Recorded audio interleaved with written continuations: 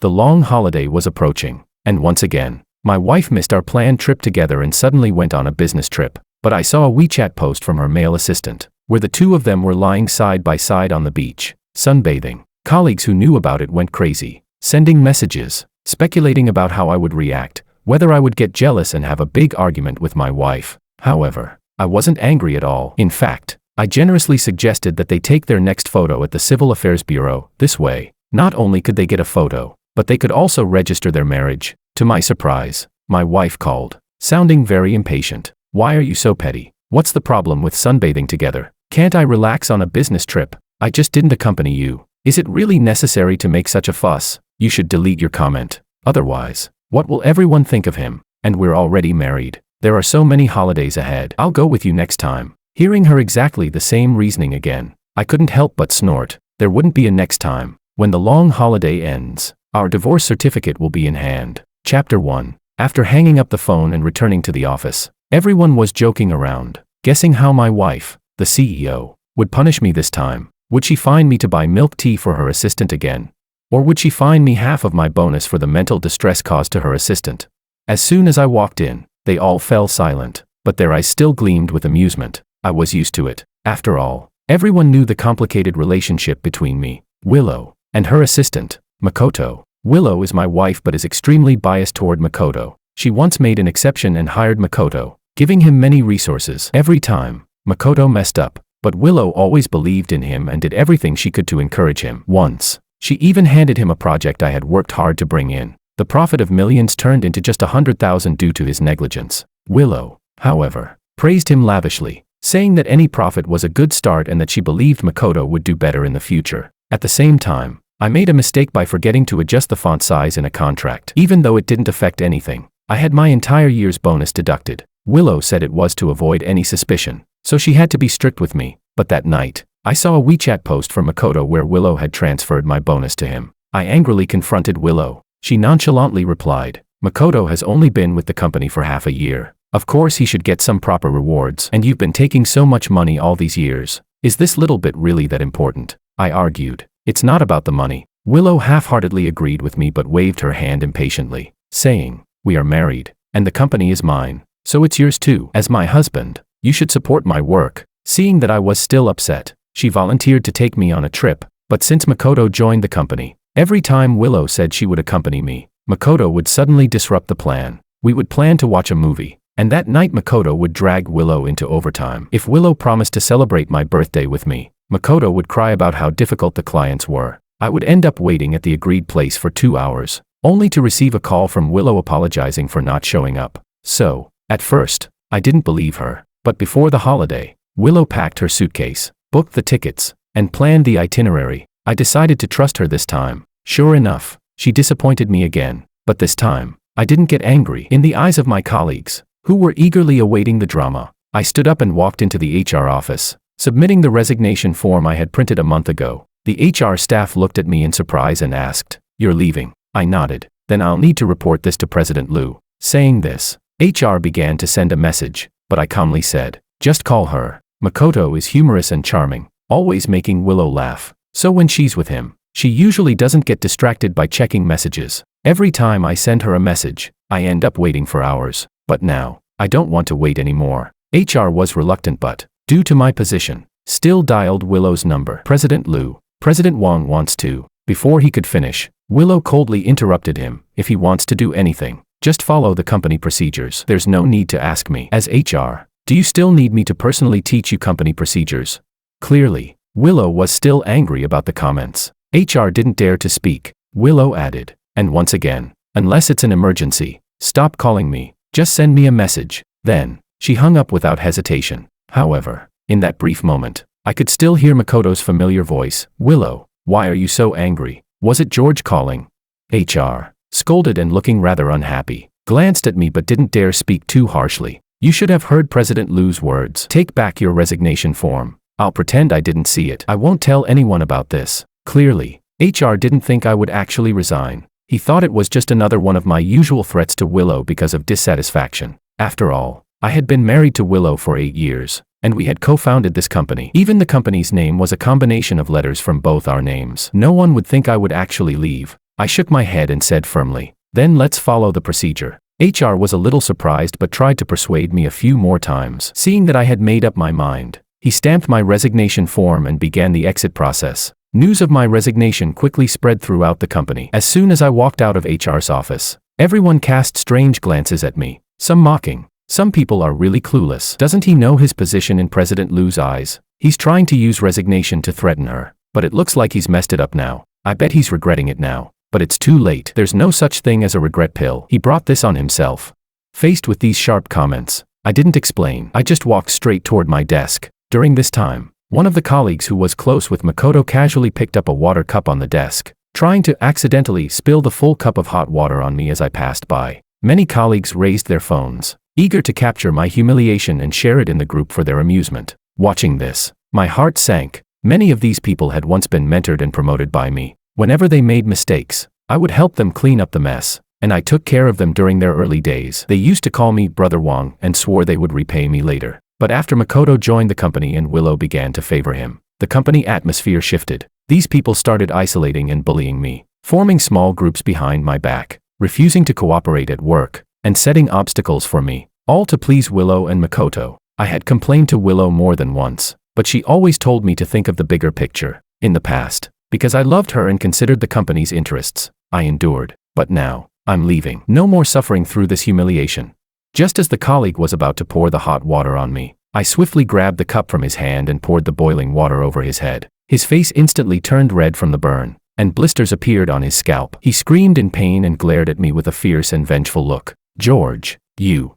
I didn't care about his pale face as I turned and walked back to my desk to pack my things. On my desk was my thermos, which I had been using for 8 years. It had chipped and faded with time. I had been here since the early days of the company. I had been with the company through all its struggles, watching it grow from just Willow and me to a large company with hundreds of employees. I once thought I would stay with the company forever, but I never expected it to end this way. I chuckled softly, placed the thermos in a cardboard box, and after packing my things, I calmly walked out the door. As I passed by the colleague who I had just doused with water, he couldn't resist throwing in one last jab. "George, why are you so arrogant? So what if you're President Liu's husband? You're still being kicked out of the company. You're just an old has-been compared to young, handsome Makoto. If I were President Liu, I wouldn't choose you either."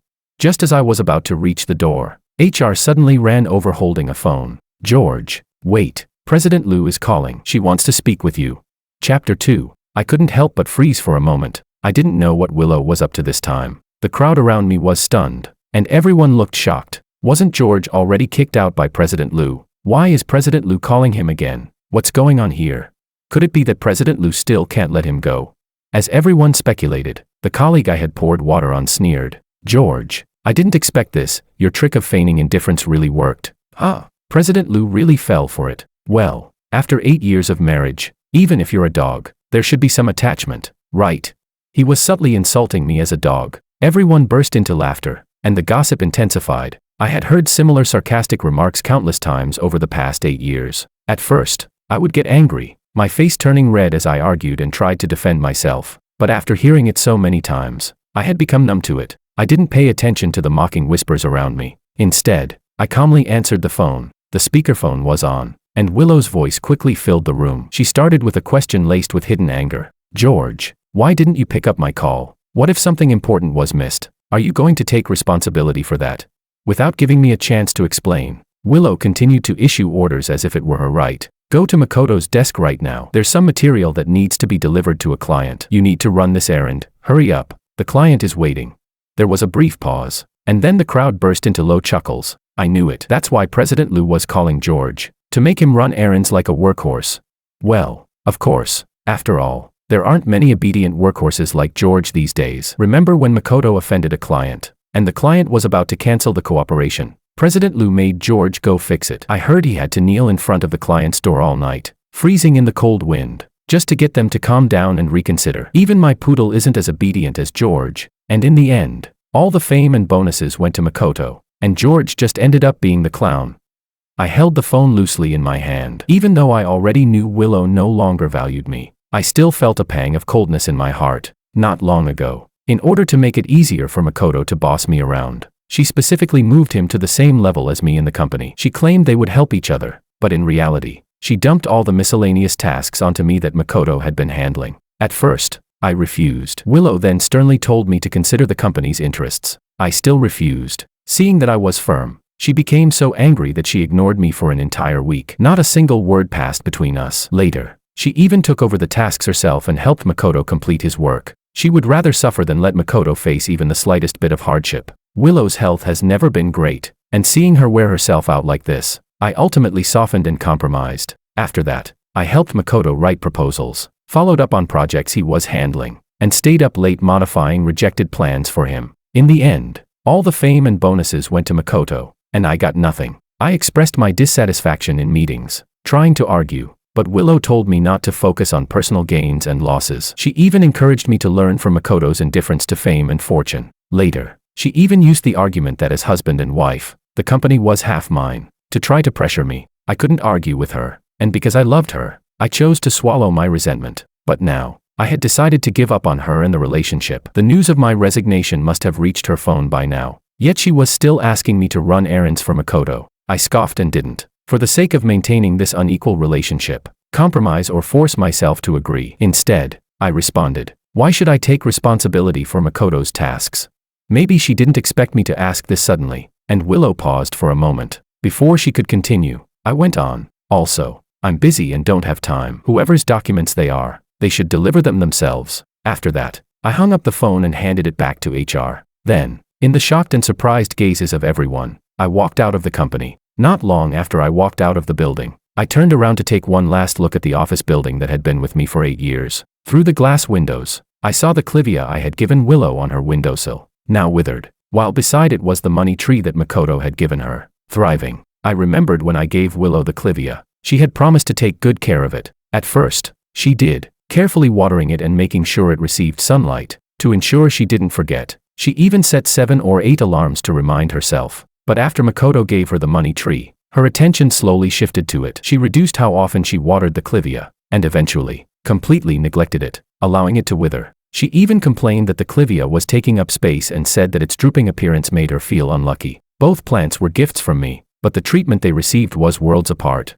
It was the same for people. So now, it was time for me to cut my losses. I smiled lightly, took out my phone, and dialed a number. I've thought about the project you mentioned before. I'm willing to join you. Chapter 3. Willow and I met through an arranged marriage. When we met, we were both very satisfied with each other, and within 2 months, we hastily got married. Not long after we got married, I was deeply impressed by Willow's entrepreneurial ideas. Even though I knew that starting a business would be challenging and tough, I still decisively quit my high-paying job and, with my skills and all my savings, joined her to start this company. In order to relieve her pressure, I kept my salary very low. Even though the company is now approaching the scale of going public, my salary has only increased by 1,000. During this period, I was continuously offered better paying positions by other companies, with salaries 5 times higher than Willow's. I rejected them all, not only because I treated the company like my child, but also because during our toughest time, I became seriously ill. At that time, Willow begged everywhere to raise the funds for my surgery, even nearly kneeling in front of the doctor. After my surgery, she stayed up all night to care for me,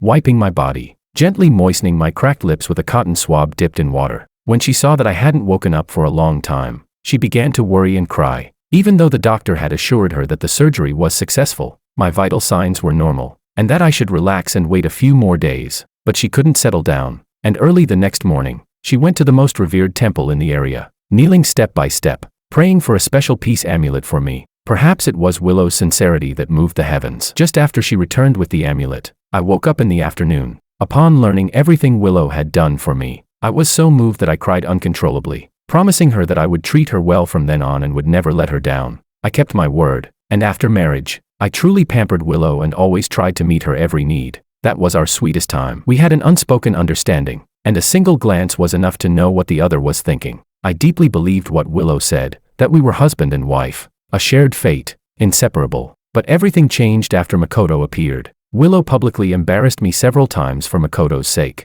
She used to take me to her business meetings, but later, she started taking Makoto instead, causing many people to think that Makoto was her husband, addressing him as Mr. Liu's husband. Willow, however, never explained it. When I found out, I was furious and had a big argument with her. She was upset and said, "George, It was just a casual joke from others. Why do you have to be so petty about it? Besides, we're already married. Why does it matter what a title means?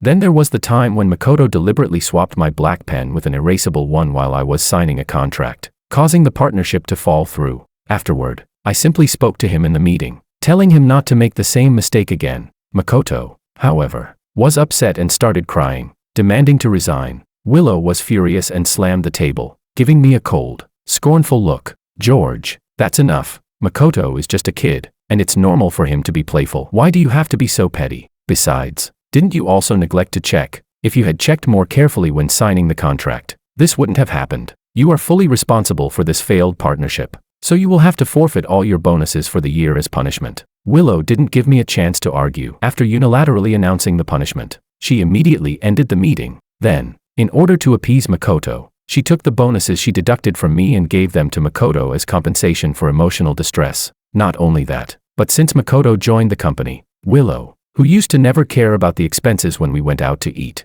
started bringing up money matters with me. Recently, my old car, which I had been driving for 10 years, suddenly broke down. When I went to get it repaired, I didn't have enough cash, so I temporarily transferred 1,000 yuan from our joint account. When Willow found out, she was very displeased. Not only did she subtly accuse me of living off her, but she also changed the account password without consulting me. George, I know there's money in there that's yours too, but you're a man. Our life is just starting. Don't you want to stand on your own feet? How did you end up like this? I actually preferred the ambitious, motivated George from before. She scorned me for being dependent. Yet I later found out that for Makoto's birthday, she gave him a high-end new car. When I confronted her, she tried to justify it by saying it was a reward for his progress. Meanwhile, in these years, I had worked 3 consecutive sleepless nights on a tough, high-priced project, making millions for the company, but Willow only offered a verbal reward. What kind of progress reward justifies a 500,000 yuan car?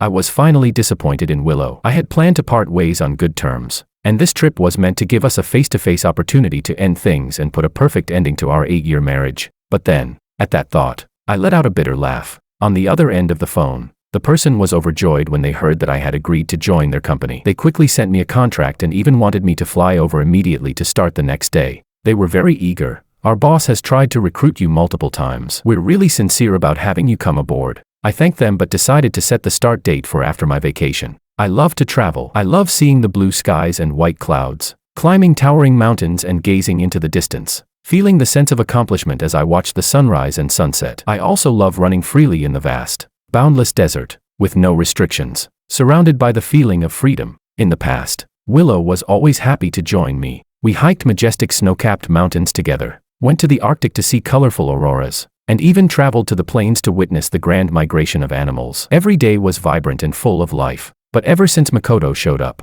we haven't traveled together at all. She always promised me that we'd go next time, but in the end, my hopes were dashed time and time again. This time was the 52nd time Willow had broken her promise, but I couldn't afford to break my own promise any longer. Even without Willow on this trip, I was determined to go. As soon as I hung up the phone, Makoto sent me a message. Sorry, George, you're about to divorce Willow, and I shouldn't be disturbing you and her. But this trip was her idea, and I didn't want to disappoint Willow. By the way, your divorce certificate should be ready soon, and Willow's birthday is coming up. You can give her the divorce certificate as a gift. I think she'll be happy about it, since she never really loved you anyway. Chapter 4. Makoto then sent another picture, a wedding photo of Willow and him taken on the beach. In the photo, Willow was being lifted high by him while wearing a pure white wedding dress, her smile brighter than the sunlight behind them. I understood that Makoto was provoking me. He knew about the divorce, or rather, he was the one who had handed Willow the divorce agreement to sign. At the time,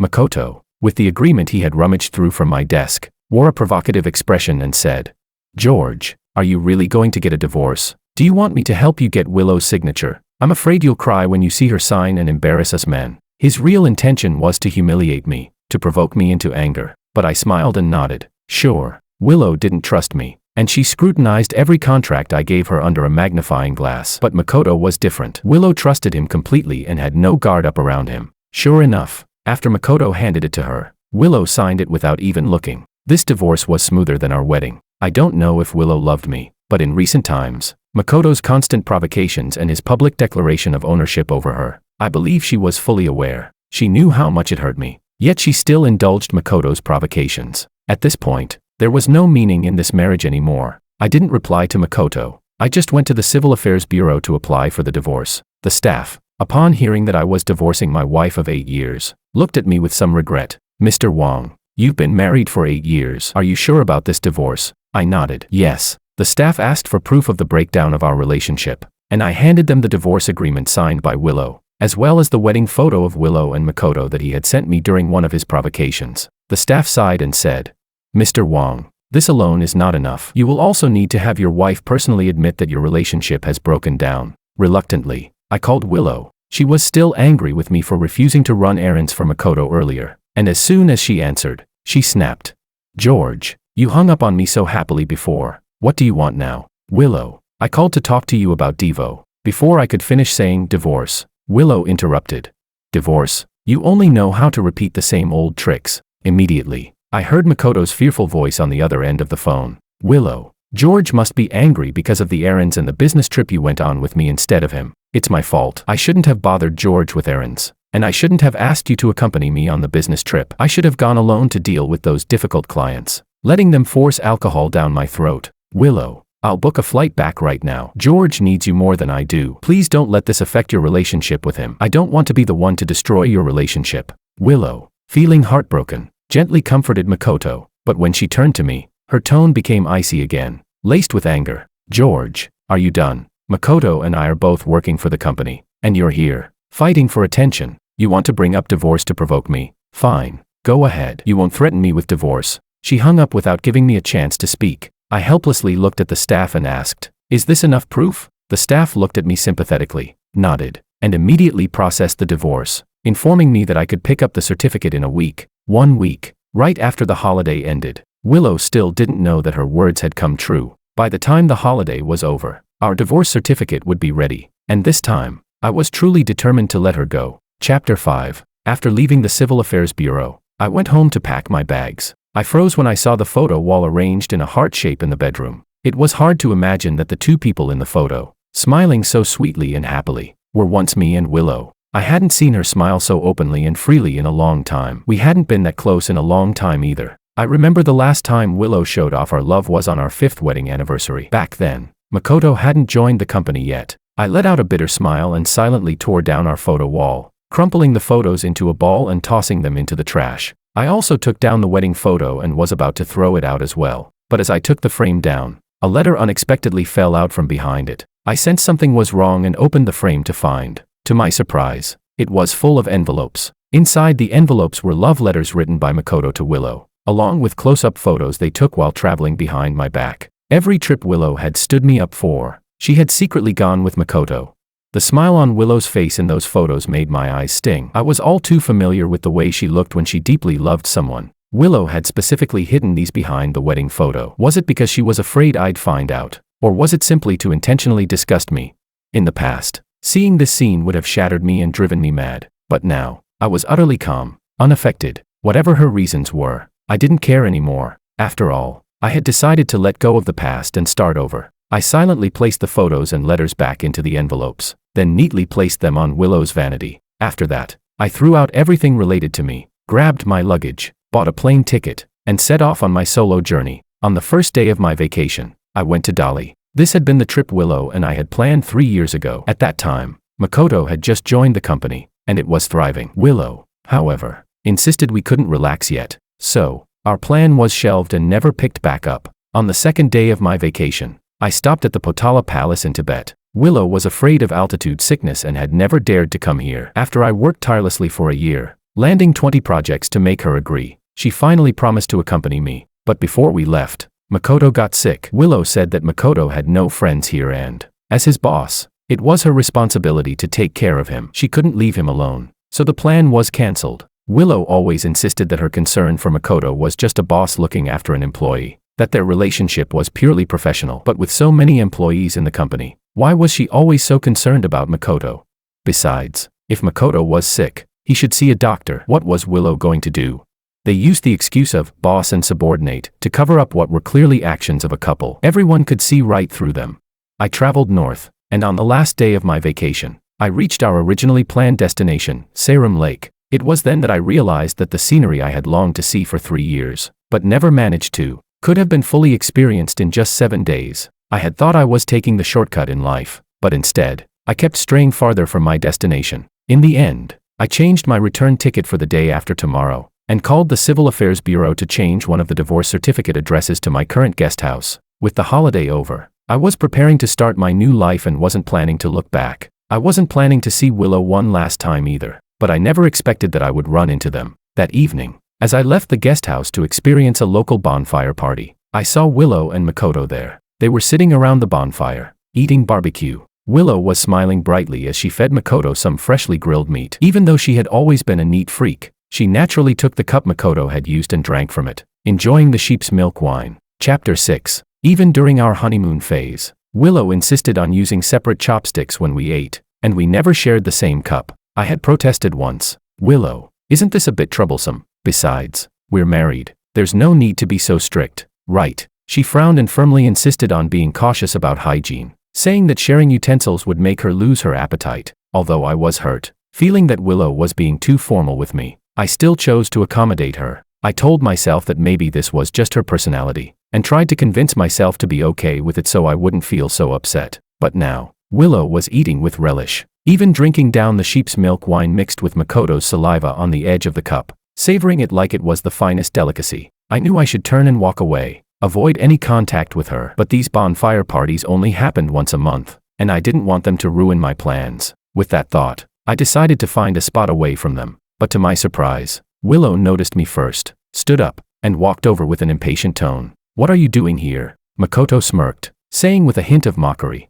"Willow, do we really need to ask? George must have found out about our business trip route from HR and came here to spy on us." Willow furrowed her brows even more. "I told you I'd accompany you next time. Why are you making such a scene?" Next time, she always used that line to brush me off, but she never followed through, and now, there would never be a next time. I didn't say anything, my gaze falling on the local-style bracelets Willow and Makoto were wearing. A long time ago, I had said that if we ever came to this place, I would buy 2 bracelets, and we would engrave our names on them. Now, I saw the one Willow was wearing, and on one of the beads, there was the name Makoto engraved. The bracelet Makoto was wearing must have Willow engraved on it. It seemed like Willow noticed my gaze, and she instinctively tried to hide the bracelet behind her, her eyes avoiding mine as she said, "Makoto and I happened to pass by here on our business trip. I remembered you've always wanted to visit, so I thought I'd check it out for you. Forget it. Since you're here, stay and have some food with us." She then turned to Makoto, saying, "Change the flight for tomorrow. Delay it for 2 days." Makoto shot me a look of discontent, joking. George sure knows how to pick his timing, right on the last day of the holiday. "Well, Willow, I still need to get back to work. I'll just change one ticket. You can stay here with George, so he won't have wasted a trip." He pulled out his phone. Willow frowned slightly and, predictably, said, "Forget it. Don't change the flight. Work comes first." "George, you too. You couldn't have come at a worse time. Wait until the next holiday. The company is about to go public, and we can't afford to slack off right now. There's no time for fun." I couldn't help but laugh bitterly at Willow's words. She and Makoto were taking advantage of a business trip to play and have fun, leaving the work to me. Now, when I just wanted to go on vacation to relax and make up for some regrets, they used work as an excuse to stop me from enjoying myself. They could enjoy, but I couldn't. Such double standards. Makoto shot me a triumphant look, as if he had won, perhaps fearing I would get upset or jealous again. Willow turned to Makoto and said, "Book his return ticket as well. He'll sit with me." Before Makoto could say anything, I spoke up first. "No need. I was about to say that I had already quit my job, but before I could finish, a massive flame suddenly erupted in the distance. The crowd buzzed as they rushed toward it. Makoto's dark eyes flicked toward the scene, and he said, "The party is starting. Willow, you go take pictures. I'll handle George's issue." Willow, clearly distracted, nodded, gave me a few casual instructions, and then joined the crowd. As soon as she left, Makoto's true nature showed. He crossed his arms, examining me with a mocking look. "George, didn't you decide to get a divorce? What's all this now?" "Don't think I don't know. You must have heard from HR that Willow and I are here." I understood he had misunderstood, and was about to explain, but Makoto's eyes flashed with malice. "Since you insist on interrupting us, let's see who Willow really chooses." Before I could react, he shoved me roughly. My balance faltered, and I fell straight into the blazing bonfire. The searing pain made me cry out. The sound drew the attention of several people nearby. Willow heard the noise, saw me lying in the bonfire, and her face changed for a moment. She rushed over to try and help me, but in the next instant, she noticed Makoto standing nearby, clutching his hand, looking miserable. "Makoto, what happened to your hand?" Willow quickly pivoted, walking over to Makoto's side, her concern evident as she took his hand in hers. Makoto, feigning injury, said, "I don't know why, but George suddenly backed into the fire by himself, and I got some sparks on my hand." Willow's eyes filled with sympathy as she blew gently on Makoto's red hand. Then, she looked at me with cold eyes, her tone completely void of the tenderness she had shown earlier. She said sharply, "George, you need to know your limits with jealousy. I really thought you had changed, but now you're accusing Makoto like this. Apologize to him right now, or do you want me to make you leave today?" I was unable to speak because I was clutching my foot, which was covered in blisters from the burn. Willow, however, assumed I was deliberately defying her. "Don't think I'll help you just because you're trying to play the martyr. This situation is your fault to begin with." She was about to say more when the young receptionist from the guest house suddenly appeared at the door, calling out toward me, "Mr. Wong, your divorce certificate is at the front desk. Please come and sign for it." Chapter 7. Willow's face turned pale as she looked toward the front desk. "What?" The receptionist didn't answer her. Instead, her gaze fell directly on me. Having stayed a few more days here, the receptionist had gotten to know me. Seeing me on the ground, she hurriedly came over to help me up, asking with concern, "Are you okay? Do you want me to take you to see a doctor?" I shook my head and took the divorce certificate from her hand. The young receptionist, slightly embarrassed, said, "You mentioned that you wanted to be contacted as soon as your divorce certificate arrived, but I couldn't get through to you when I called earlier, and I'm about to go off shift. I was afraid you wouldn't get it today, so I came out to find you. Your foot is badly burned. Let me take you to the hospital. It's just nearby." She helped me stand up, but after walking only a few steps, Willow blocked our path and asked again, "What divorce certificate?" The receptionist chuckled lightly. "What else would it be? It's a divorce certificate. What other kind of certificate would it be?" I wasn't sure if it was just my imagination,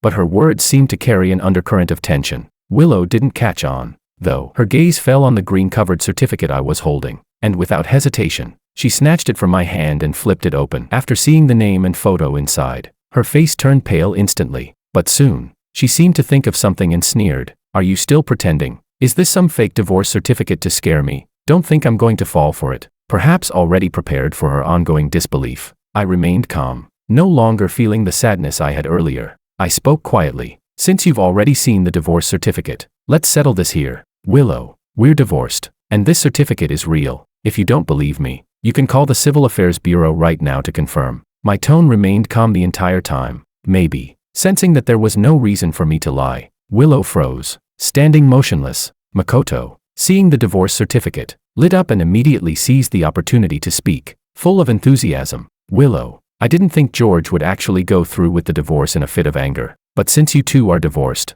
it's time to accept reality and move forward. Besides, you still have me. I'll always be here for you." Looking at it from another angle, this might actually be a good thing. You two were never right for each other. Instead of staying together and hurting each other, it's better to divorce and free each other. Of course, he was enthusiastic about it. After all, with Willow and I divorced, he could now step into my place. Willow lowered her head, silent. Makoto, thinking she was just silently agreeing, continued to speak with even more fervor. "Willow, to be honest, you two should have divorced long ago. When two people aren't suited for each other, staying together only leads to mutual destruction." I looked at Willow. She had always used business trips as an excuse to go on dates with Makoto, and now that I had let go of her and freed them, I thought she would be happy. But the next second, Willow's face suddenly went ashen. She pulled her hand away from Makoto's, slowly turning her head to look at me. Her eyes reddened as she questioned me.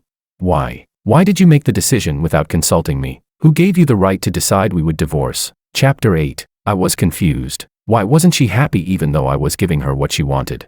Makoto, feeling ignored, nearly ground his teeth in frustration. I looked at Willow with indifference, remaining silent. She, however, seemed to understand, and turned to question me.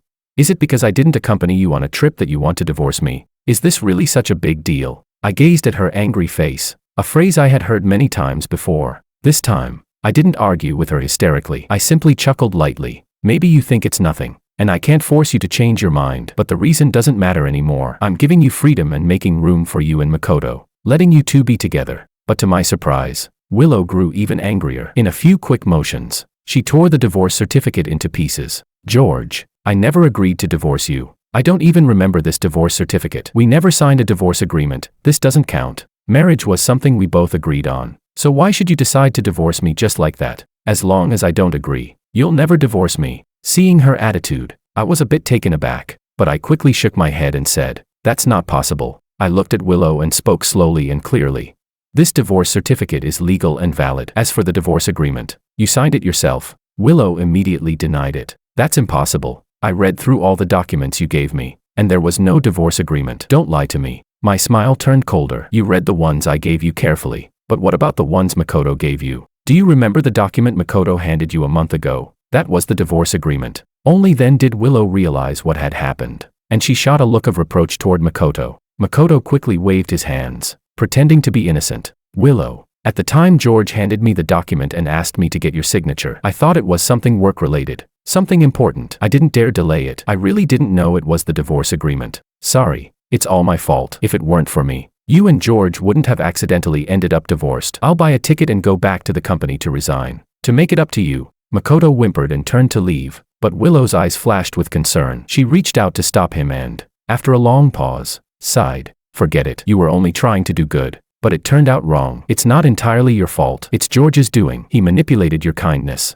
She then turned and looked at me with deep disappointment. "Anyway, this divorce certificate doesn't count. You're coming with me tomorrow to get remarried and revoke the divorce." This time, I didn't maintain my usual patience. I coldly retorted, "You don't get to decide. Everything is legal and valid. From a legal standpoint, it's final. So, we're already divorced." Willow's face went pale with rage, and she looked like she was about to explode. Makoto hurriedly stepped forward, grabbing her hand and whispering something in her ear. After a few words, Willow's anger seemed to dissipate. Chapter 9. Seeing the situation, I didn't stay any longer. I turned and limped away. The receptionist, worried I might get infected, tried to offer to take me to the hospital. I waved my hand, refusing her kind offer. "Thank you, but it's not necessary. I can handle this minor burn on my own." Willow had been careless in the past and often injured herself. After a few incidents, I had developed the habit of carrying medicine when I went out, and this kind of minor burn had happened many times when I was learning to cook for Willow. I knew exactly what to do. Since Willow always ate takeout, I thought it was unhealthy. To ensure she had a balanced diet, I would wake up early every day to make her a homemade lunch. The problem was, Willow was picky. Many dishes she would get tired of after just 2 meals. To avoid her getting bored, I had to constantly change the menu. One day it was potato chicken, the next day it was fried fish, the day after that was spicy stir-fried pork. During the frying process, getting burned by the oil was a common occurrence. At first, when I got burned, I would be flustered and unsure of what to do, but now I could handle it easily. The receptionist seemed hesitant, but finally, as she helped me into my room and saw no one else around, she said to me, "I shouldn't get involved in your personal matters, but there are a few things I want to say. Actually, I saw your argument just now, and I was the one who intentionally handed you the divorce certificate. I've seen your wife and that man around here a lot in the past few days. They've been coming and going together, and they always share the same room. I even overheard them discussing that they'd wait until the company goes public to divorce you." Upon hearing this, I finally understood. No wonder Willow had reacted so strongly when she found out about the divorce. She must have been afraid that divorcing me now would affect the company's IPO. I had once imagined that after 8 years of marriage, Willow would have at least a little bit of affection for me. In the end, I had been fooling myself. She had 1,000 reasons for wanting a divorce, but in the end, none of them had anything to do with me. I thanked the receptionist and went back to my room to treat my wounds. Though I had mentally prepared myself, the sting of the ointment on my burn still made me gasp in pain. Yes, no matter how strong I was, it still hurt when I was wounded. Even though I had already decided to leave Willow, the pain still came, especially when I saw her turn her back on me, with her mind and heart fully occupied by Makoto. It hurt, but I knew that prolonging this would only make things worse. After gathering my emotions, I started packing my things. I knew Willow would come looking for me again, but I didn't expect it to be so soon. Just as I was about to rest, there was a knock at my door. Thinking it was the guesthouse staff, I didn't think much of it. But when I opened the door, I saw Willow standing at the entrance,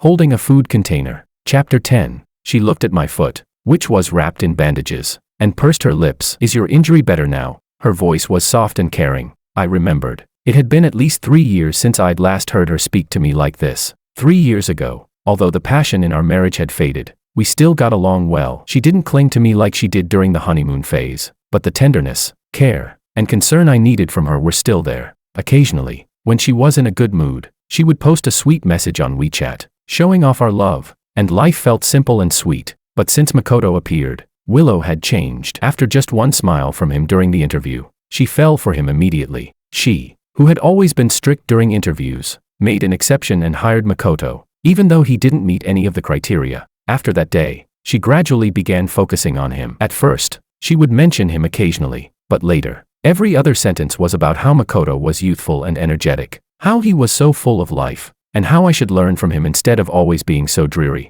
But she forgot that I was once a vibrant young man too. Only life's burdens had bent my back, work had dulled my sharp edges, and all my energy had been drained, leaving me with nothing but exhaustion. Later, Willow even changed our matching profile pictures. She switched to using one with Makoto. Her WeChat background photo, which had once been of our wedding, was now replaced with a quirky photo of her and Makoto. I simply asked her a few questions, and she snapped at me, accusing me of being paranoid. It's just a penalty for losing a dare. I'm just playing around for a few days. I'll change it back soon. Why do you always have to be so suspicious? But she never changed it back. Her profile picture is still the one with Makoto. After that, under Makoto's subtle influence, Willow also started to see me as someone manipulative. She became increasingly impatient with me, finding fault with everything I did. If I said anything that didn't sit well with her, she would coldly shut me out, even yelling at me and belittling me, pushing me into an endless cycle of self-doubt. So when I heard Willow speak so gently again, I felt disoriented, almost like it wasn't real. Seeing that I didn't respond, Willow spoke again. I noticed you didn't eat much today, so I went and bought some local specialties, your favorites. George, let's sit down and have a good talk. As she spoke, she opened the food container. When I saw the dishes inside, I couldn't help but laugh bitterly. Chapter 11. The entire food container was filled with spicy dishes. I chuckled and said, Willow, you must have forgotten. When I got seriously ill during the early stages of the business, I developed severe stomach issues. I can't handle spicy food at all. She had clearly remembered this before. During my recovery, she took great care of me, and there was never any spicy food on the table. Even when we went out to eat, she would specifically ask the staff to prepare a non-spicy dish for me, because I couldn't tolerate spicy food. When someone offered me a drink, she would take it from them, even though she was allergic to alcohol, just to protect me. The Willow of the past really loved me, and that was beyond doubt. I never questioned her sincerity. Love doesn't disappear, it just shifts. The love that was once mine had long ago shifted, unnoticed, to Makoto. Hearing this, Willow finally remembered about my stomach issues. She looked embarrassed for a moment and tried to explain. George, but I spoke first, my tone calm and detached. And also, we don't have much to talk about anymore, do we? I've already left your company. Now we're divorced. The property division is according to our prenuptial agreement, and I assume you don't have any objections. We don't have children, and what needs to be split has already been split. But before I could finish, Willow interrupted, her voice sounding strained. I don't want a divorce. Her tone was unnatural, and she bit her lip before continuing. Yes, the external things are clear, but we still have 8 years of feelings. We've been married for 8 years. George, you can let go, but I can't. She looked at me with deep affection, as if she were the victim, as if I had suddenly and unfairly abandoned her. I found it somewhat laughable. You're divorcing me now and marrying Makoto, and in 8 years, you'll have that same deep connection, or maybe your bond will even be deeper than ours, I added. Willow seemed to get frustrated, biting her lip and fighting to control her anger. I knew it's because of Makoto, but I've already explained to you. I have nothing to do with him. Why do you always have to maliciously speculate about us? Do you know that your baseless suspicions are also a form of harm to me? I let out a light chuckle, watching Willow with an easy demeanor. If you have nothing to do with him, then why do you keep diverting all resources to him? Keep using the excuse of business trips to ditch me, and now you're even staying in the same room with him. Willow, you say there's nothing between you two, that I'm just wrongly speculating. Do you believe that yourself? Willow's face turned noticeably pale. We stayed in the same room because the guest house didn't have enough rooms. I couldn't help but feel curious about how she could lie so convincingly. There were plenty of vacant rooms in the guest house, yet she was claiming there were none. I gave a cold smirk. Really? How convenient. Shall we go downstairs and check if there are any rooms available? With that, I started walking toward the door, making a move as if I was about to leave. Chapter 12. Willow panicked immediately, reaching out to stop me. Wait. Her lips moved, and her fingers twisted nervously as she quickly tried to organize her words, still attempting to defend herself. But I had already guessed what she was going to say and didn't give her the chance to speak, cutting her off before she could continue. Even if there aren't any rooms here, do you really think this is the only guest house nearby? Willow, do you remember that time before we got married, when we went on a trip and faced the same problem? How did you handle it back then? You took me around almost the whole city, and I was so tired. I promised to sleep on the couch, but you still refused without hesitation. You told me that smart people don't stand under a dangerous wall, And that before deciding to get married, you would make sure not to cross your own boundaries. You said you needed to love yourself, that it was your principle and your bottom line. So why are you standing under a dangerous wall now? Do you think it won't fall on you? Or is it because you've already known it's not a dangerous wall, but one that belongs to you? Before we got married,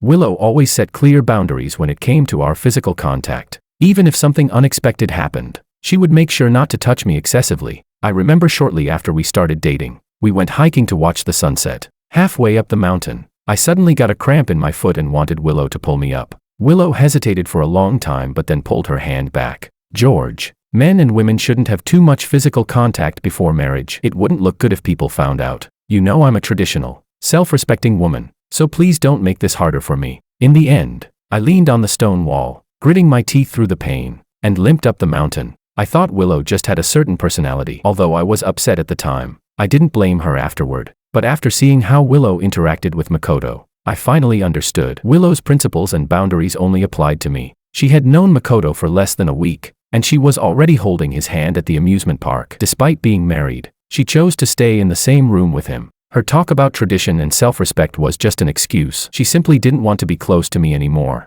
As I finished speaking slowly, Willow's face lost all color, but there was no trace of pity in my gaze as I quietly asked her, "What else do you want to talk about? I'm happy to chat with you." Willow was speechless. Realizing she couldn't argue back, she gritted her teeth and finally said, "George, if you insist on thinking like this, there's nothing I can do." With that, she turned on her heel, walking off in a huff. I stopped her. "Wait." A flash of hope appeared in Willow's eyes, and she lifted her head arrogantly, as if she had me figured out. "I knew it. You still can't let me go." Before she could finish, I pointed at the food she had brought. "Take those things with you. I'm afraid eating them will give me food poisoning." Chapter 13. Willow glared at me, her anger mounting as she grabbed her things and slammed the door shut behind her. That night, she took the initiative to post a WeChat update, a grid of 9 photos, one of which was a selfie of her and Makoto smiling together. The caption read, "I turned around, and he was there in my sight, as if waiting for me to notice him." The comments section exploded. In the past,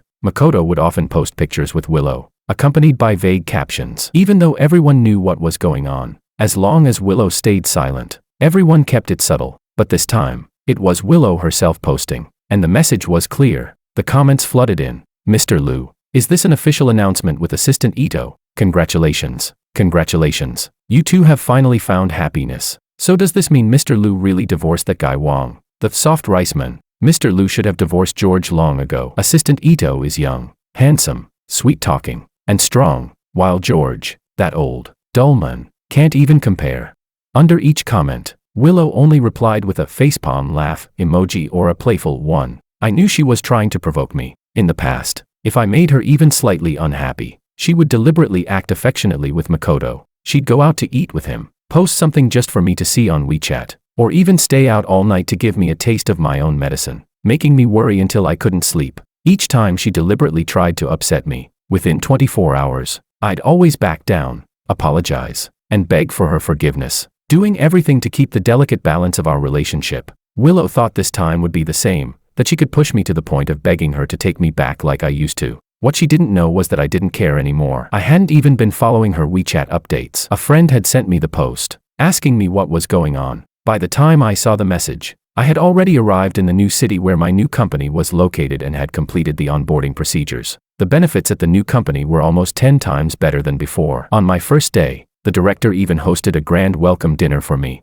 At the dinner, the director clapped me on the back, calling me bro, and painted me a picture of the business blueprint. It had been so long since I had felt so free. It had been a long time since I'd eaten a hot meal. In the past, I'd be at home, cooking hot food, waiting for Willow to come back from work so we could eat together. But I'd often wait, and the food would get cold, while Willow hadn't returned. By the time the food was completely cold, she would casually send me a message. "I'll be working late tonight. Don't wait for me. Eat on your own." Yet, just a little while later, I would see pictures of her and Makoto having a candlelit dinner, sharing a steak on his WeChat. While they were enjoying a steak in a fine restaurant, I was at home, numbly shoveling cold food into my mouth. The taste of cold food wasn't good. It wasn't that I didn't add enough salt, but it was salty in a way that was harsh and bitter. Now that I had warm food again, I realized how foolish I had been. Trying to salvage a relationship with someone who had already moved on was nothing but a fantasy. In the end, it only tortured me, but at least it wasn't too late. I still had a chance to start over.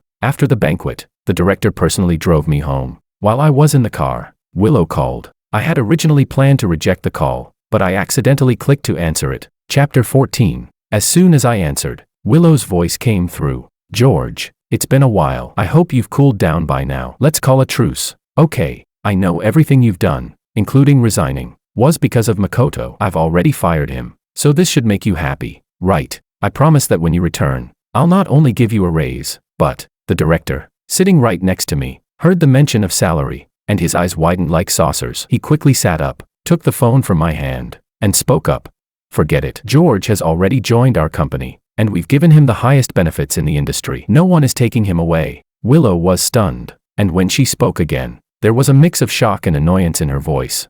What? George, you joined another company. You haven't even officially resigned. How can you switch jobs like that? Don't you know that's illegal? I couldn't help but laugh. I had already resigned before the National Day holiday, and my resignation had been approved long ago, but Willow didn't even know I had quit. Ever since Makoto showed up, Willow had gradually stopped caring about me, but I never expected it to be to this extent. Before, when Makoto coughed a few times, Willow was quick to notice something was wrong. After hearing that he had caught a cold, she told him to take paid sick leave and made sure he took care of himself, warning him not to overexert for the sake of work. But when I caught a fever and asked for sick leave, Willow refused. She looked at me with a troubled expression. George, this is a critical time for the company's IPO. We can't afford to slack off right now. Hang in there, and I'll give you some time off once we get through this. Okay. Willow had a knack for painting me a picture of hope, always using the most gentle words to comfort me. I would fall into her tenderness, convinced that she had her reasons, and willingly put in the effort for her. It wasn't until now that I realized it was poisoned honey, a gentle knife, each cut deadly. Also, at the auction, Makoto had just glanced at the latest Patek Philippe watch, and Willow waved her hand and bought it for 500,000 yuan without hesitation. But when it came to me, Willow only offered me indifference. I had already resigned for a week, and she didn't even know. Just as I was about to speak, the director snatched the phone back and spoke up on my behalf. Mr. Liu, you really don't seem to care about your own employees. George resigned a week ago. Willow's tone sharply rose. Resigned? How did I not know about this? And when did I ever approve his resignation? Willow, just check the online approval records yourself. It wasn't long before Willow fell silent. Without waiting for Willow's response, the director hung up the phone, then blocked and deleted her number, clearly worried someone might try to poach me. Before I could take the phone back, the director had passed out, drunkenly sleeping beside me. I couldn't help but laugh and cry at the situation. I took the phone from his hand and put it away. Willow and I no longer had any ties. I should have deleted her number long ago, but I had been so busy with my new job that I hadn't had the chance. Now, it felt like the right time. I thought Willow would be angry and wouldn't call again, but to my surprise, just after I had sent the director home and was getting ready to freshen up, Willow called again, from a different number. Chapter 15. When I checked my phone, there were several missed calls and multiple messages from Willow. Perhaps sensing that she had gone too far before, she didn't ask why I had blocked her number. Instead, her tone was humble. George, I know I was wrong. I was blinded before and treated you badly. Please forgive me. Come back. I really miss you. I love you. As long as you come back, I'll listen to everything you say this time. I promise nothing like this will ever happen again. I've realized what Makoto did. After our call that day, the more I thought about it, the more I felt something was off. So I secretly took his phone while he was getting my package. After reading through your chat history, I realized he always knew that the document he handed me was the divorce agreement, and that he had deliberately given it to me. I also found out that he had been secretly trying to provoke you behind my back, sending ambiguous pictures and voice messages to upset you. I'm really angry and have already fired him. I've deleted his contact, and everything related to him. I promise I'll never contact him again. George, I'm sorry. Please forgive me one last time. Reading Willow's apology, I felt no emotions at all. In fact, I almost wanted to laugh. You keep saying you know you were wrong and apologizing, but you still have a matching profile picture with Makoto. Willow, don't you find that funny? It took a few seconds for Willow to realize that she was still using the same matching profile picture with Makoto. Within 3 seconds, she had changed it to the one she had with me. She also switched her WeChat background back to the wedding photo we had used.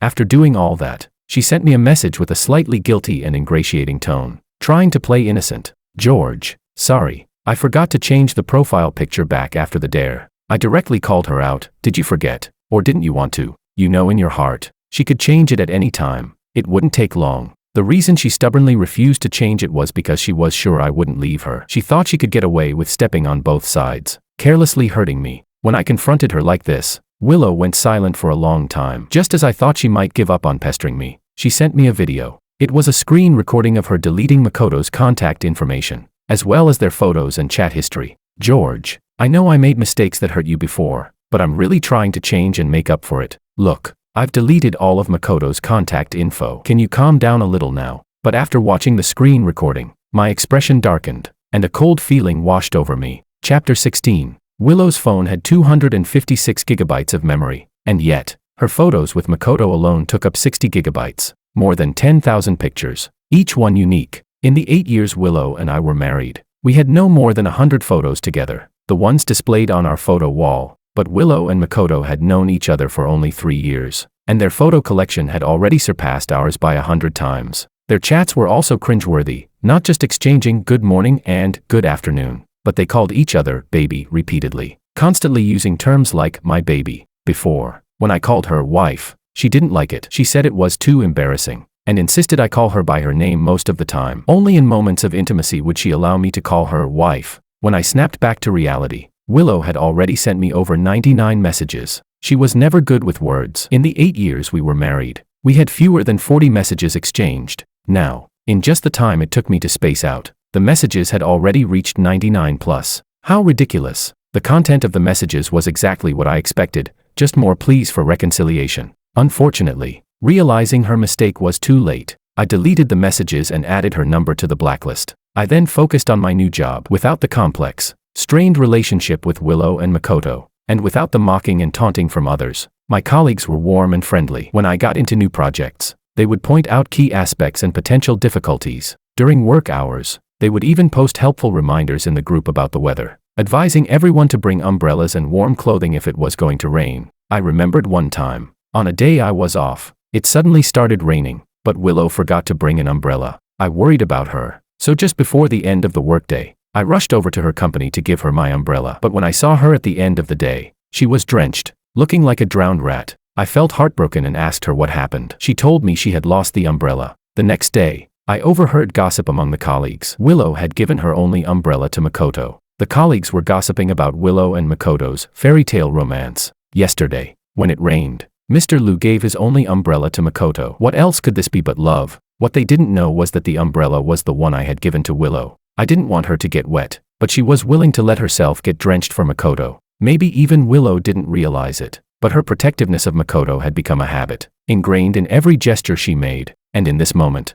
without the daily pain and turmoil, my mood lightened. I thought that after this, I wouldn't have any further contact with Willow. I imagined that this peaceful and calm life would continue, but, as always, things didn't go as planned. I had just finished work and was about to meet a friend for a movie. As I walked out of the company's main entrance, I heard a familiar voice calling my name, George. Looking over, I was stunned to see Willow standing there. Chapter 17. It had been a while since I last saw her, and Willow looked much thinner now. Always one to care about her appearance, she now had 2 large dark circles under her eyes, looking exhausted and haggard. For a moment, I almost didn't recognize her. When she saw me, Willow quickly walked up to me. I was confused about why she was here. Before I could react, Willow threw herself at me and hugged me tightly. George, do you really hate me that much? Hate me so much that you won't even reply to my messages? Do you know how tortured I've been these days? I can't eat or sleep without you. I'm really going crazy. I mean it. I'm not lying. I really miss you. I realize now that you've penetrated every corner of my life. I can't live without you.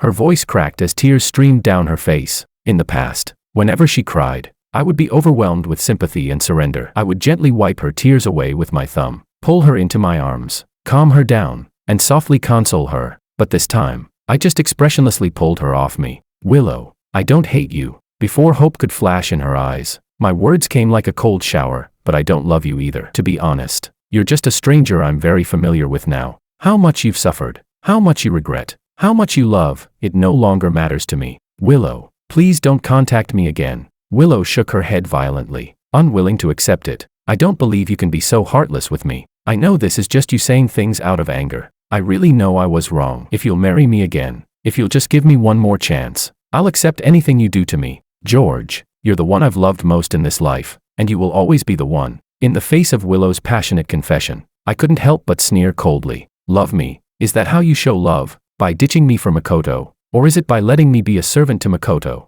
blindly trusting him without question. Is that love? Willow's eyes were red, and she shook her head while crying.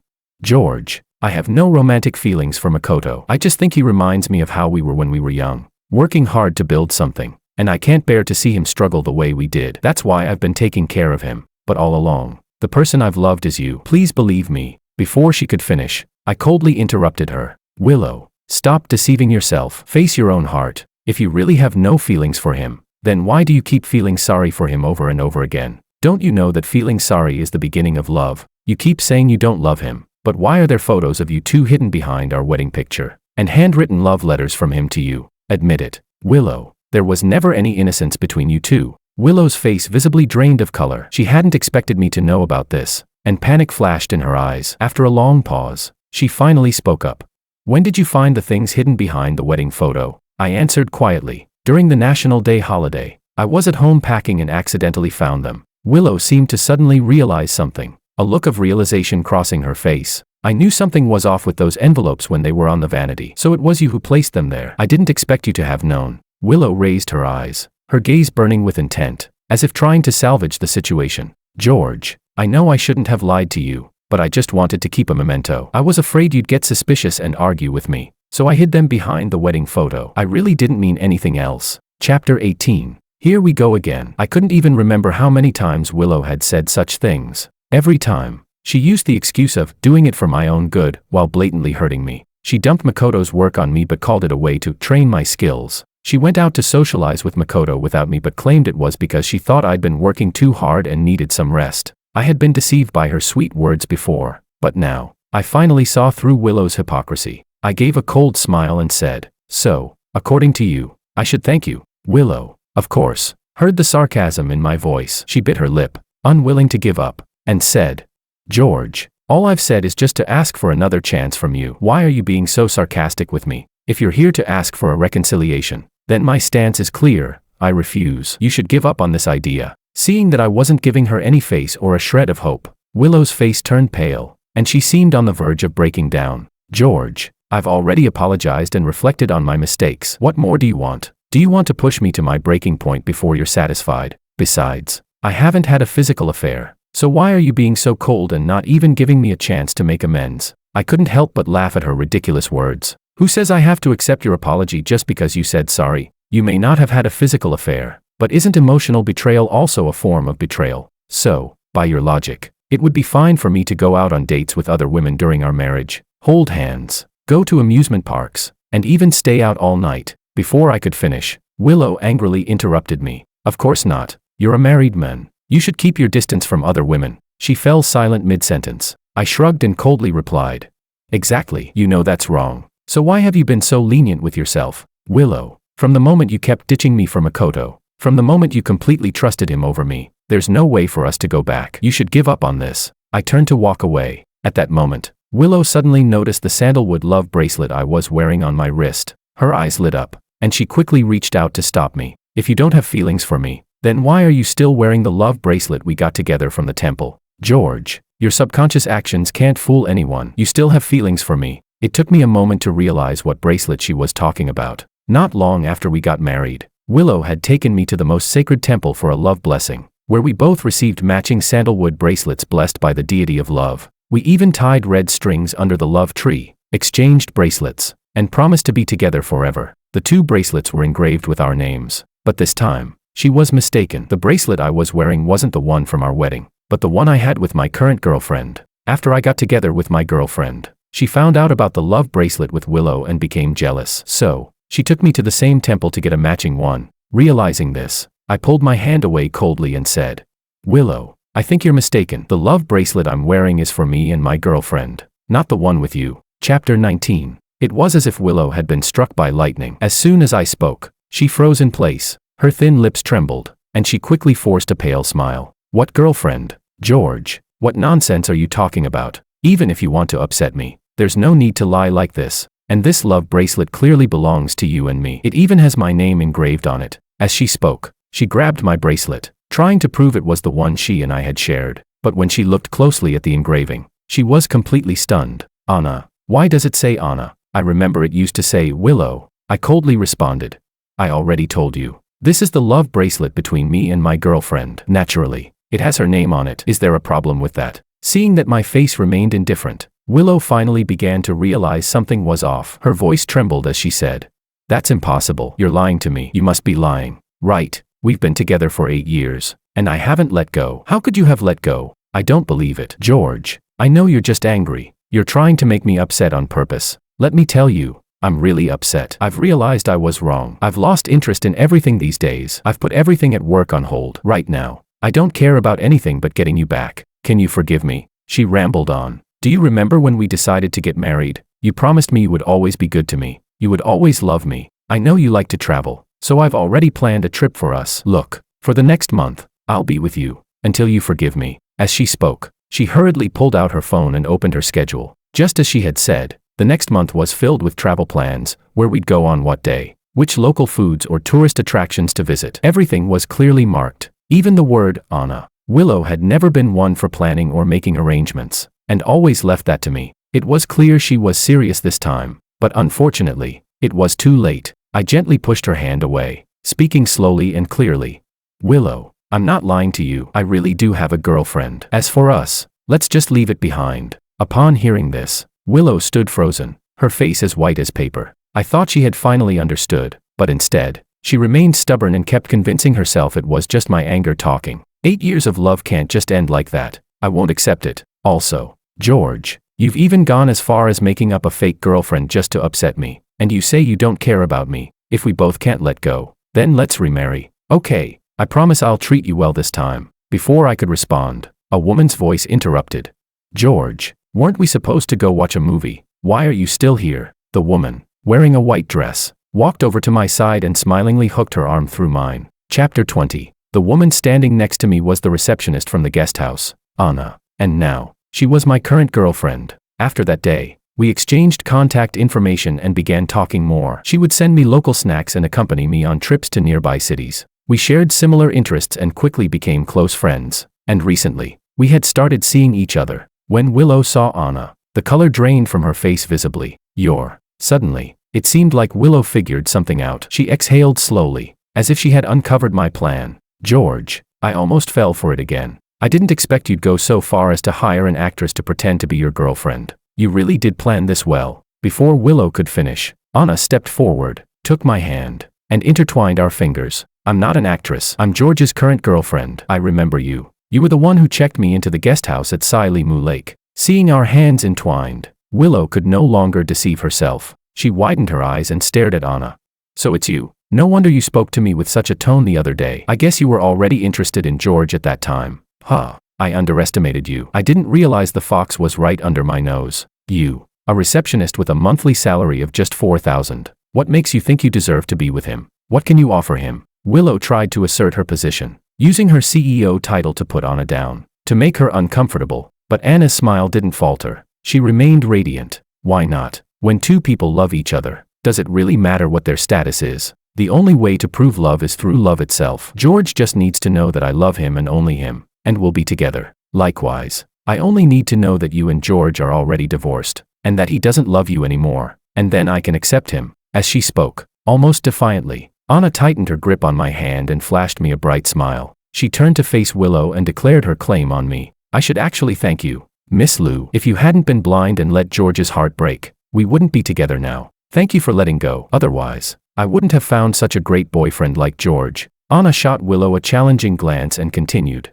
"Miss Liu, do you know, George is truly the most gentle and considerate man I've ever met. He always saves the sweetest bite of watermelon for me. Even when it rains, he'll take the longer route just to wait for me at the guest house and pick me up after work. During my period, he makes sure to prepare everything for me, and he even makes me a cup of warm brown sugar water to ease cramps." Anna went on and on about the little things that made her feel loved, each word striking Willow like a knife, tearing into her heart, leaving it battered and broken. Willow's face turned even paler as she listened, her eyes flickering with regret. What Anna said were all things I had once done for Willow. Willow's regret was undeniable. After all, for 8 years of marriage, I had always been the one compromising, unconditionally tolerating her. She had long grown accustomed to my dedication and patience, but no matter how much she regretted it now, it was too late. I had already moved on, and we could never go back. Willow, almost in a state of collapse, spoke up. "Are you kidding me? She pointed at Anna, her expression nearly crazed as she asked, "Did you tell George something that made him insist on divorcing me? You slut. Why don't you compete with me fairly?" Anna smiled, raising our joined hands and replying, "You might not understand, but we're already together. Why would I need to compete with you? Besides, I've only met George once, and I've already won over you. Someone who's been with him for 8 years. Do you think you still have a chance to win if we competed?" Willow fell silent. She froze, standing there, stunned. It seemed she was finally starting to understand what I had felt, the helplessness and pain of an 8-year relationship that had turned into nothing. After realizing she couldn't win the argument with Anna, Willow's frustration boiled over. She began to throw a tantrum.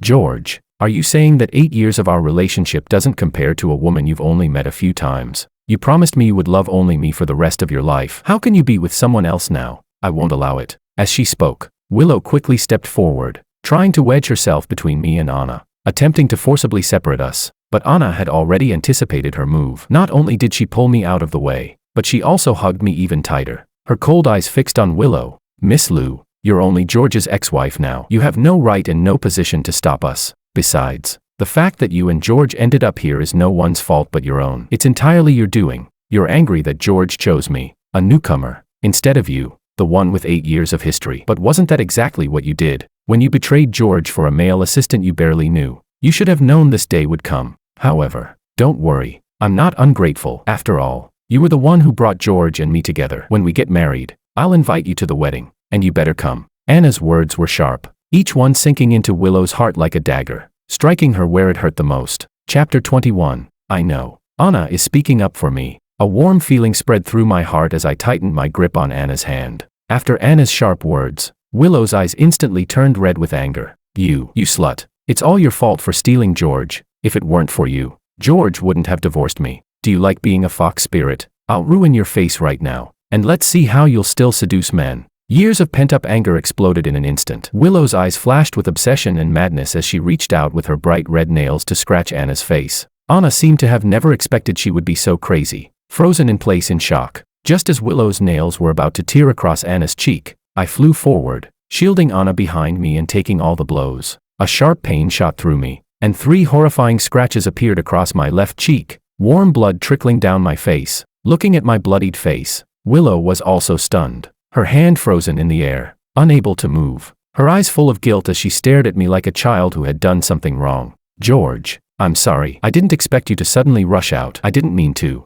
she stammered, pulling out a tissue from her bag, about to come over and wipe my wound. But Anna was faster, taking out a tissue and carefully wiping my wound, her eyes full of concern. "Are you stupid?" She was aiming at me. "Why did you jump out like that? Your face is bleeding from the scratches. It must hurt, right?" "I'm sorry, George. It's all my fault. If I hadn't spoken so recklessly, you wouldn't." Anna's voice trembled, her eyes red and filled with unshed tears. Seeing her so worried about me, I gently wiped away the tear at the corner of her eye with my thumb, soothing her in a tender voice. "Anna, don't cry. I'm fine. It doesn't hurt. Really, it's not your fault. Don't blame yourself so much, and I should be relieved that it wasn't you who got scratched. Otherwise, I'd be heartbroken." At my teasing, Anna finally broke into a smile. Throughout this, Willow was left standing awkwardly aside, clutching the tissue in her hand, unsure whether to pull it back. Once upon a time, I was this gentle with her, but now, that tenderness which had been reserved for her was given to someone else, and it left her feeling uncomfortable. Willow bit her lip, and after a while, she stepped forward, offering to take me to the hospital. But Anna immediately slapped her hand away. "If it weren't for you, George wouldn't be hurt. What are you pretending for now? If anyone should take him to the hospital, it should be me, his girlfriend. What's it got to do with you?" Willow's face turned red with anger, and she immediately unleashed all her fury on Anna. "You slut. If it weren't for me protecting you, my George wouldn't have been hurt. You poisonous woman. It's all your fault. You should just die." In her rage, Willow raised her hand high, ready to slap Anna across the face. Learning from the past, I immediately grabbed Willow's wrist, and before she could react, I slapped her across the face. "Willow, are you done making a scene?" Willow clutched her reddened face, looking at me in disbelief, her tone filled with grievance. "George, you hit me. You actually hit me for this slut. You used to treat me so well. You wouldn't even say a harsh word to me. How did you turn into this?" My voice grew colder. "You even said it yourself. That was all in the past. Now I'm Anna's boyfriend,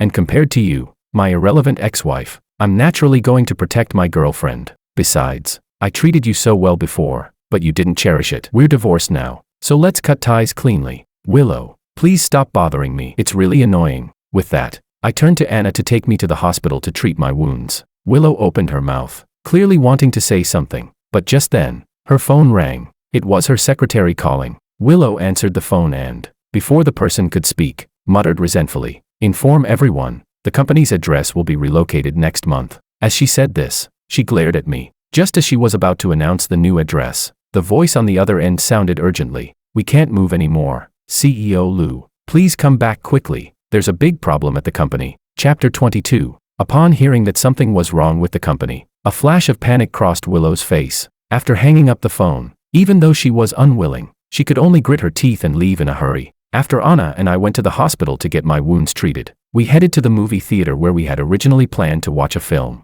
Anna asked me to sit down and hold the ticket stub while she went to buy popcorn and drinks. It wasn't long before Anna came in, holding a bucket of popcorn in one hand and a drink in the other. She handed me the orange juice and said, "Here, your favorite orange juice. I bought it just for you." I froze for a moment, staring at Anna in surprise. "How did you know I like orange juice?" Anna blinked and smiled lightly. "I figured it out. I remember the first time we went on a date. There were so many drinks on the table, but you only drank the orange juice. I guessed you might like it, so I bought it for you." I chuckled and teased, "I didn't expect you to be so observant." Anna proudly lifted her chin. "Of course, I'm your girlfriend. The basic observation skills are a must. Don't underestimate me." I nodded with a smile, warmth swelling in my chest. Thinking about it, Anna and I had been together for less than a week, yet she had already put so much thought into me. It would be impossible not to feel moved. In comparison, everything Willow had done for me before seemed so indifferent. It turns out that how much someone cares isn't really about how long you've been together. I was married to Willow for 8 years, and she had forgotten I had a stomach condition, but with Anna, who I'd been with for less than 8 days, she knew my likes and dislikes like the back of her hand. Since Makoto appeared, I had been ignored by Willow and hadn't been cared for like this in a long time. I lowered my gaze and softly thanked her. "Anna, thank you." From that day on, I clearly felt that my relationship with Anna had taken a significant step forward. In the following period, not only did my love life progress smoothly, but my career also soared, because I secured a tough client for the company and landed a multi-million-dollar contract. My director was thrilled. That evening, he rented out the most luxurious 5-star hotel in town to throw a celebration dinner for me, the key contributor. Not only that, but he also submitted a request for a promotion and raise, bumping me up 2 levels. In less than a month of joining the company, I was already a supervisor with a promising future. Life was going smoothly. In contrast, Willow's situation was quite the opposite. I heard that she rushed back to the company in a hurry because Makoto had embezzled a large sum of money, which led to a break in the company's financial chain and caused problems with all their operations. Everyone knew that Makoto was highly favored by Willow, who trusted him completely. As a result, he was able to approve funds effortlessly, and the work he did seemed almost effortless. I also found out that Willow actually had a chance to stop the damage. When Makoto withdrew money from the bank, the approval was held up. If Willow had paid more attention, she would have seen the notification. However, she hadn't been to the company for a whole month during that time. Previously, Makoto had tricked Willow into signing many blank papers. Using these signatures, he forged an agency agreement. Therefore, the funds that had been blocked were quickly transferred to Makoto's account just 1 day later. Willow's company was now nothing but an empty shell, and it owed a lot of project funds. The partner companies were all demanding payment, causing chaos at their doors. These messages came from my former colleagues, who, upon hearing that I had found a new job, suddenly changed their attitudes. They were desperately trying to get back into my good graces, hoping I would help them out, but I had already seen through these people. This time, I wouldn't help these ingrates anymore. Let them fend for themselves. After enjoying the spectacle, I quickly blocked and deleted all my former colleagues. I thought that deleting them would make my life a bit quieter, but to my surprise,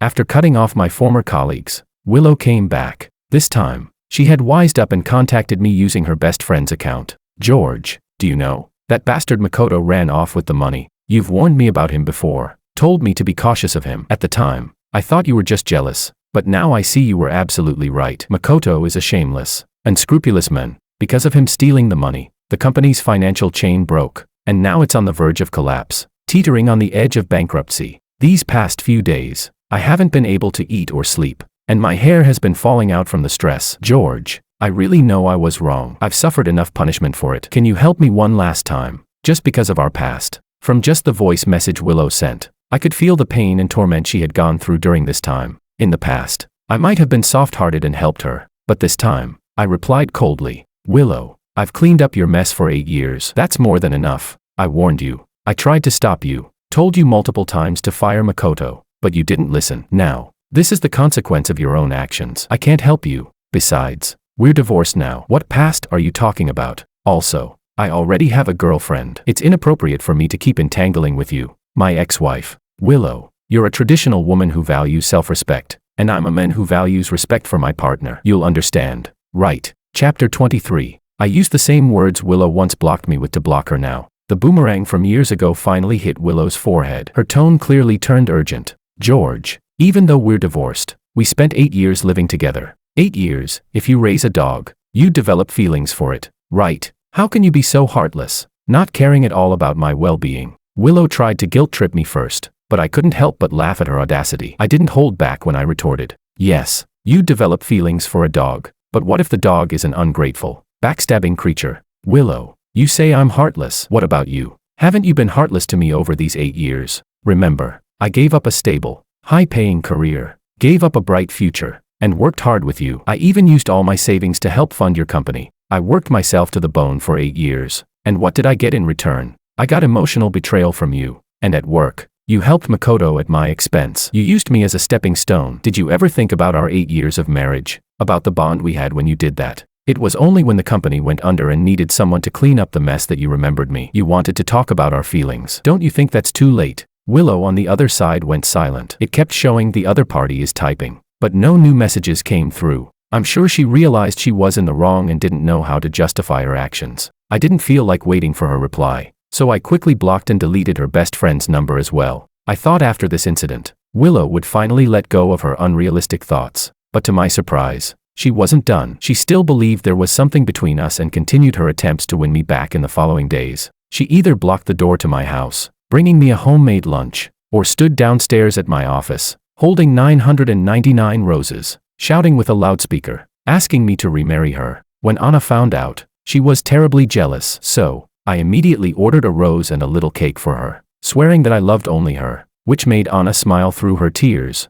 After that, I called the police to report Willow for harassing the office, and they forcibly took her away. Before Willow was taken by the police, I didn't forget to give her a warning. Willow, if this happens again, don't blame me for being rude. The next few days, Willow didn't bother me again. I thought she had finally given up, but I was naive. She didn't come after me because she went after Anna instead. Willow took advantage of my absence and found Anna's place of work, the guest house. Before Anna could even understand why Willow was there, Willow raised her hand and slapped her across the face multiple times, knocking her to the ground. She spat on her with a vicious sneer. You homewrecker, trying to seduce my husband. Let me show you how it feels. Willow, what are you talking about? George is my boyfriend. It's you who. Before Anna could finish her sentence, Willow swung her handbag and hit Anna on the head, grinding the heel of her shoe on her hand repeatedly. In no time, Anna's hand was crushed and bloodied, the bones visible beneath the torn flesh. But Willow was still not satisfied. She grabbed a hot water thermos from the front desk,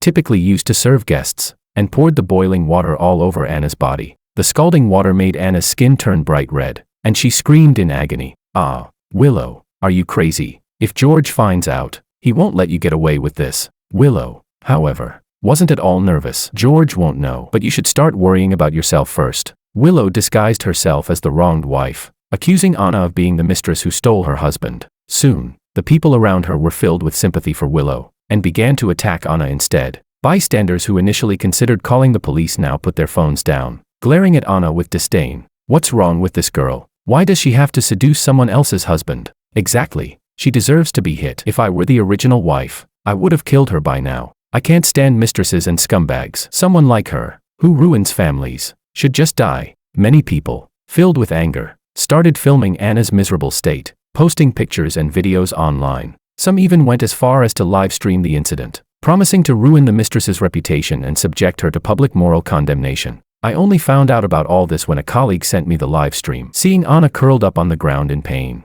my heart felt as if it were being squeezed, suffocating from the anguish. Without a second thought, I called in sick and drove straight to Anna's guest house. By the time I arrived, Anna was severely beaten, her face bruised and swollen. Her skin, burned from the hot water, was covered in blisters. She looked pale as a ghost, weak to the point that she seemed like she might break with the slightest touch. When she saw me, Willow thought I had come to see her. A glimmer of hope flashed in her eyes. George, Are you here to see me? I knew you were just angry the other day. You wouldn't really abandon me. This time, I was truly enraged. I shoved Willow away, walking straight toward Anna, gently picking her up and softly comforting her. Anna, don't be afraid. I'm here. I'm sorry I was late, and that you had to suffer. Seeing me, Anna finally relaxed, collapsing into my arms and falling into a deep sleep. After putting Anna in the car, I gave Willow one last cold glare. Willow, you've crossed the line. Upon feeling my icy gaze, Willow's face flashed with a look of hurt and she pouted in an accusatory tone.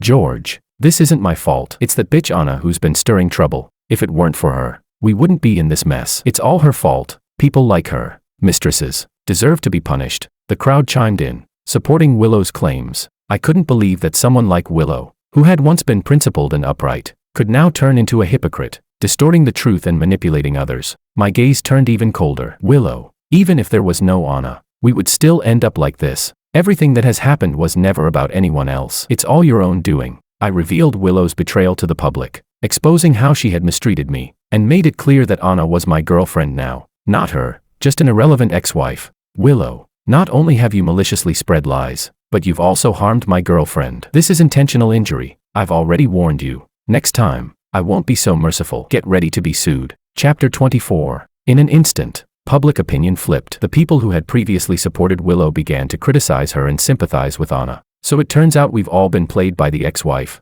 The young girl isn't a mistress at all. She's the current girlfriend. This ex-wife is truly the worst. She betrays her marriage, and now that her company's ruined by her little assistant, she wants to get back with her ex-husband, but he already has a girlfriend. She's just jealous and bitter, trying to break up a happy couple. How despicable. If I were the ex-husband, I'd definitely choose the current girlfriend. She's young, beautiful, and gentle. Why would anyone go back to an ex-wife who's older, out of shape, and can't behave herself? That's insane. She deserves to be dumped. Being a heartless woman like that. The crowd's harsh words made Willow flush with embarrassment. She cast a desperate glance at me, hoping I would help her as I had in the past. This time, I slammed the car door shut, floored the gas pedal, and sprayed her with exhaust fumes. After taking Anna to the hospital for treatment, I immediately began preparing legal documents to sue Willow for defamation and intentional harm. With clear evidence, Willow was convicted and sent to jail. When she was released, her company had gone bankrupt, and she was not only in debt but also had to pay Anna $300,000 in compensation for emotional distress and lost wages. Every day, creditors and court officials showed up at her door demanding payment. She lived in torment,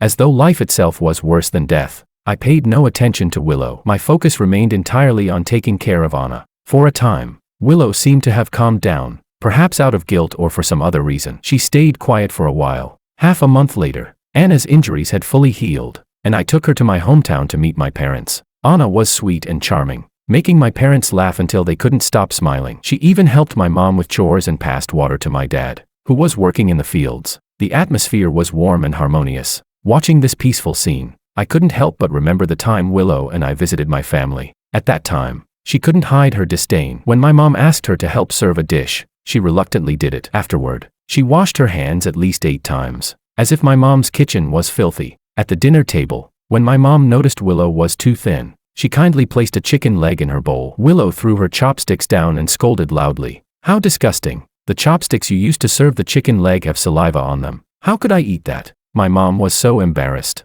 her face turning red. She quickly gave Willow a new set of chopsticks and apologized profusely, doing everything to avoid any conflict, afraid that Willow's behavior would cause trouble between us. Later, when my parents came to the city, Willow made it clear she didn't like them. She sprayed disinfectant all over the places they passed through, acting as if they were dirty. My parents noticed Willow's attitude, and in order to spare me from any discomfort, they bought a ticket and left the city that same night. Several times after that, when I wanted to visit my parents during the new year, Willow used the excuse of the company's IPO to keep me from going, forcing me to stay behind and work. Looking back now, I realize I was truly an unfilial son. But now, seeing Anna's interaction with my parents, I finally understood what true happiness was. My parents were very pleased with Anna. At the dinner table, they kept urging us to get married soon. My mom even brought out a family heirloom, a jade bracelet, and insisted on giving it to Anna. Just as Anna was about to wear the bracelet, a voice rang out from the doorway. That's my bracelet. She's not allowed to wear it. Chapter 25.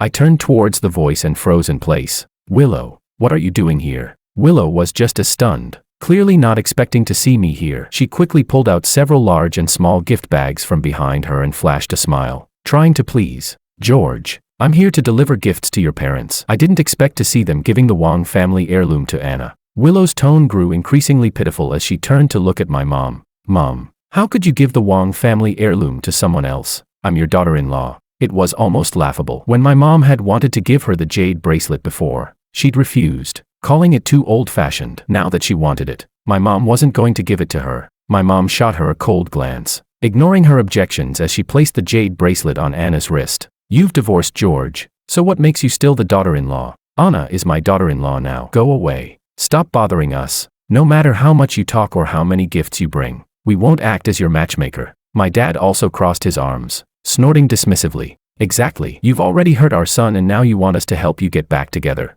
No way. I looked confused. Dad, what matchmaker? What are you talking about? After my parents explained, I learned that Willow had been pestering them for days, trying to get them to convince me to reconcile with her. So that's why she had been so quiet lately. She was just biding her time.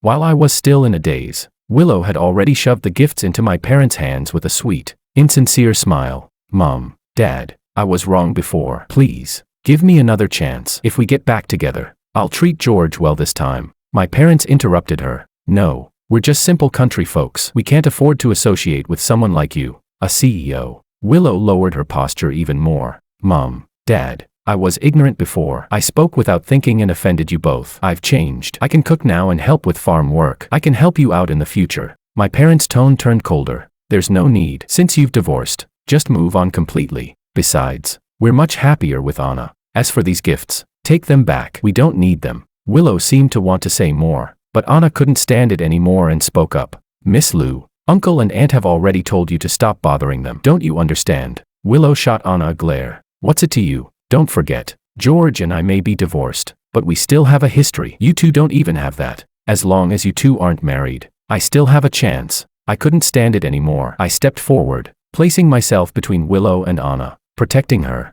You're going to be disappointed. Then, because Anna and I are about to have a marriage certificate. What does that mean? It means Anna and I are getting married. Willow's eyes turned red with fury as she screamed, her voice filled with anguish. No, I won't allow it. She fumbled through her pocket, and in a moment, pulled out a broken diamond ring. With a sorrowful expression, she approached me, holding the ring out. George, do you remember this? This is the ring you used to propose to me with. You once said you would marry no one but me. How can you marry her now? When I had proposed to Willow, it was during one of the hardest times for the company, and I had barely $1,000 to my name. Compared to the large diamond rings other people gave their partners, the one I gave to Willow was tiny, just a small broken diamond. Even when life improved, I replaced the small ring with a much bigger one, but Willow had always kept this one, saying it had deep meaning and was irreplaceable. Now, she was trying to use this ring to win me back. I stepped forward and took the ring from her hand. Seeing this, Willow's lips curled up in a mocking smile as she glanced at Anna. Anna nervously clenched her fists, but the next second, I turned and threw the diamond ring straight into the trash can. I did make a promise, but every promise became void the day you betrayed me. Willow, it's over now. Anna is the love of my life. Anna was so touched that her eyes welled up with tears. Willow, however, stood there pale, frozen in shock. In that moment, my parents stepped in and swiftly escorted her out. A week later, Anna and I got married. On our wedding day, Willow showed up. On stage, Anna and I exchanged rings and shared a sweet kiss. Below, the applause was deafening, but in the crowd, only Willow stood there, her eyes swollen from crying. Out of the corner of my eye, I saw her lips move. Through her gestures, I could clearly see her saying, George, I regret it. I'm sorry. Also, I wish you a happy marriage. May the rest of your life be filled with happiness. Halfway through the ceremony, Willow stumbled away, dazed. The next news I heard about her came a week later. Through a shocking story, Willow had gone to Makoto, hoping he would help her pay off her debts. But Makoto refused and told her to leave. In a fit of rage, Willow pushed Makoto off an 18th floor balcony, then jumped to her death. At the time, I was on my honeymoon with Anna, lying side by side on the beach, enjoying the sun while looking out at the ocean, completely relaxed. The past was behind me. My new life was just beginning.